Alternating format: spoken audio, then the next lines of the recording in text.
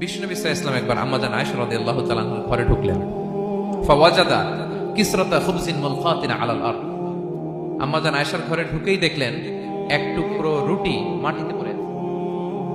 কোথায় পড়ে আছে?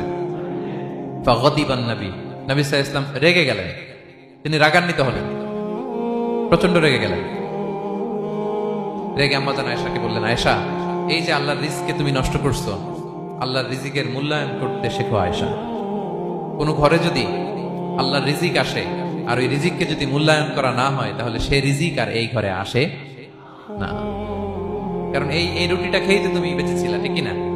আজকে আমরা যেই রুটিটা, যেই ভাতগুলো ফেলে দিয়ে ডাস্টবিনে, এতটুকু খাইলে আমার কাশ্মীরের ভাইরা বেঁচে যাবে, এতটুকু পাইলেই আমার ফিলিস্তিনের ভাইরা বেঁচে যায়, এতটুকু পেলেই ওই ডাস্টবিনে মারামারি করে যারা খাবার খোঁজে ওরা বেঁচে যায়, ঠিক কিনা? এজন্য বিষ্ণু ইসলাম রেগে গেলেন। বিষ্ণু সবসময় রাখতেন না।